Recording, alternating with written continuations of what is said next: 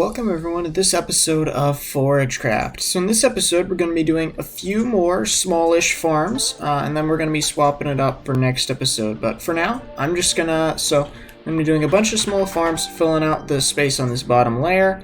I'm going to start with a cocoa bean farm, which is a AFK farm, not a fully automatic one, but that's fine. I'm going to build the farm, and then I'll show you guys how it works. It's pretty simple, it's very compact, and yeah, I'll catch you guys in a second when I have that constructed. Okay, so welcome back. So I have completed the farm. If you're curious, I used the tutorial made by ForageCraft. I have tested it, and it does work. Still pretty laggy here. So many farms in the area, it's just ridiculous. Entity and redstone lag. So we have the collection system back here. We have 6 chests. I could probably fit them underneath, but I'm fine with them coming out the back. We have a observer clock with a lever controlled system there. We go up here. This is kind of how it works. You can look up his tutorial. It's like 6 minutes long. It's pretty simple. You put the bone meal in these chests, they go into the dispensers. This farm does require manual or an automatic farm input for bone meal, because so you flick this lever here, it turns on the auto clock, which moves this piston constantly. You could use a normal piston if you want, but I just put a sticky piston, then you just sort of place them on the block and stand here. You pick up some, the rest go into your collection system however you want. You will most likely need to sit here and watch, because as you can see, it's still going down in my hotbar, which is unfortunate. But yeah, you'll most likely need to watch it. But the nice part about this farm is it's very fast and will get you the cocoa beans you need pretty quickly, and then you just flick the lever to turn it off, and it just sort of goes like that. And I just have the floor down there as hoppers instead of the blocks, because I can, and it just gives me a nice floor. And I got a little bit there. I got like a stack and a half from just that much ish. Yeah. And that's basically that farm. So, let's see, which farm did I have on the list next? Just double checking my list, and then we'll figure out which one we're doing next. We're gonna do a simple grass farm, just because it'll be nice to have a way to just like collect and grab short and tall grass just to have. But I'll bring you guys back when I have that farm, and we'll show you how that one works. I'll catch you guys in a second. Okay, so welcome back. You may hear some subtle rain in the background. It's kind of coming down, yeah. So I realized after I recorded the last clip that grass farms are kind of pointless, because I can just go out and use bone meal and collect a ton of grass really easy if I need it at all, if I don't just use bone meal straight up.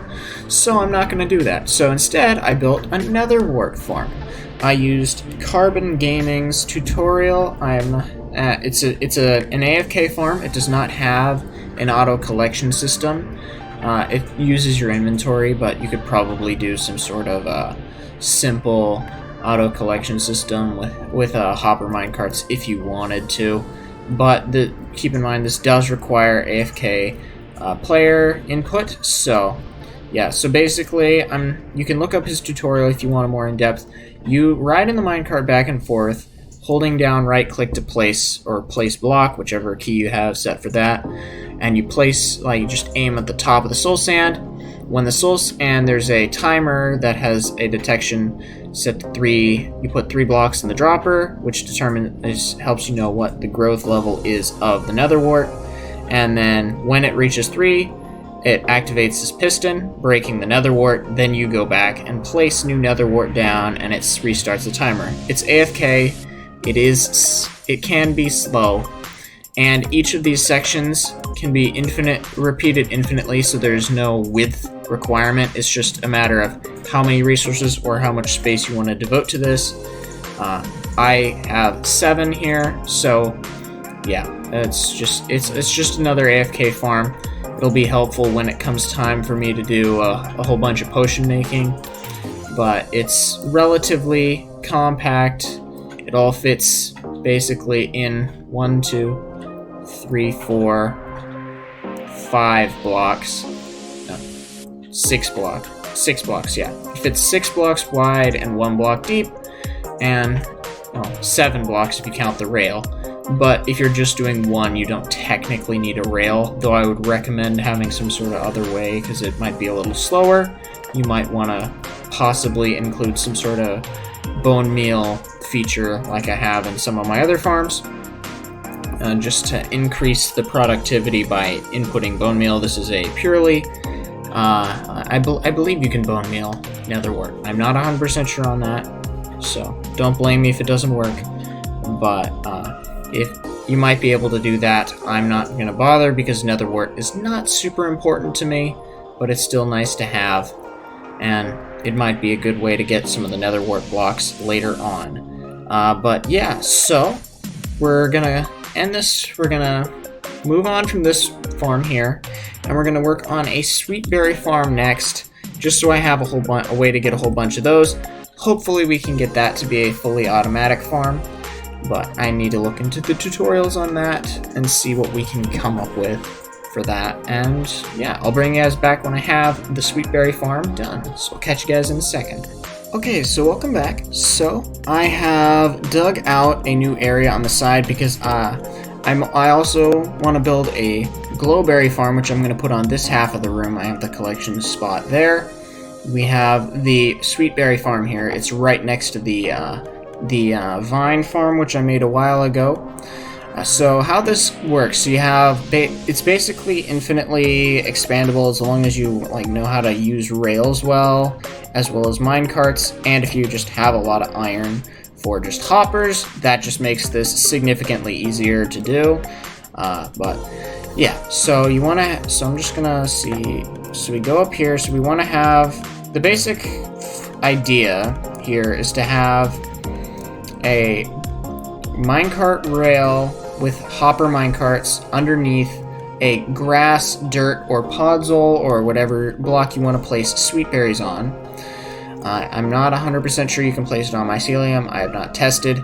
You place the sweet berries, and then you have foxes, which you can lure in or breed in. Luckily, I got those last episode, so I bred up 3 foxes and put them in here. You don't need to have 3, just the more you have, it's better to have more if you have a larger farm.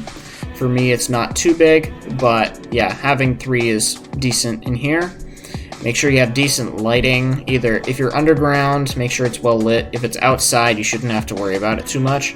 The lighting, I believe, helps with the speed of the growth with the berries. The foxes harvest the berries. Some of them drop on the ground. They pick up 1.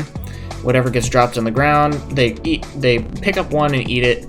Whatever gets left on the ground gets picked up by the hopper minecarts and put into your collection system. While I was building, I basically got a full stack. Building this after I got the foxes in there, I basically got a full stack, which is pretty nice.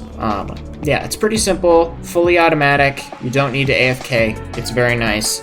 So I'm gonna work on building the glowberry farm next, right over here, and I'll bring you guys back when that's done, so I'll explain how that one works. So I'll catch you guys in a second.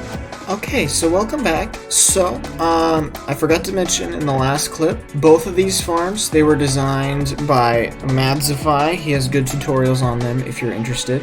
I did a little bit of decorating down here, a bench, flower pot, and then there's this little thing back here just because why not? I thought it would spice up the room a little bit. I didn't feel much need to go around on this side because it's already kind of full and I didn't want to make it feel busier than it already is. So you just come up here and basically you want to make sure you don't have any like food or like edible item in your hand, and you just sort of AFK right click on the berry. You can use the trap door, you crouch and swim under it, and you want to have a good supply. You can either have an automatic farm or just chests full of bone meal feeding into this. There's a redstone on top of this block here. which is activated by this observer, which is facing down onto this. So whenever you click, it'll activate that, putting more bone meal, and it'll just infinitely go, and you can AFK and collect it all. What doesn't get collected into the hoppers will either disappear if you don't have space in your inventory. So this is an AFK farm. I would recommend having space in your inventory. You collect whatever doesn't get picked up by the hopper, and then you can just drop it off in the chest later. But yeah, it's very fast, and like this storage space is probably more than enough for the total amount that I need, but I might just AFK here for a while. But yeah, like I said, you can put a bone meal farm in here so you don't have to deal with having to refill it. But yeah, so that's that. I'm not sure if we're gonna do another. Well, I think we're gonna do one more farm. I'm not 100% sure which one right now. I'm just gonna look back at my list and see if I had any others planned. I'm looking, and I am not seeing one. So yeah, in that case, we're gonna end this episode here.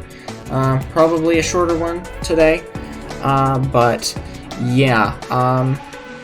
If you guys enjoyed, like, comment, subscribe, check out my other videos in the series. Hope to see you in the next episode. I think we'll probably be working on something other than farms next episode. Possibly the map room or some other part of the above ground portion of the main base here. Next episode, just to sort of change it up a little bit. But yeah, I'll catch you guys in the next episode. See you then. Bye.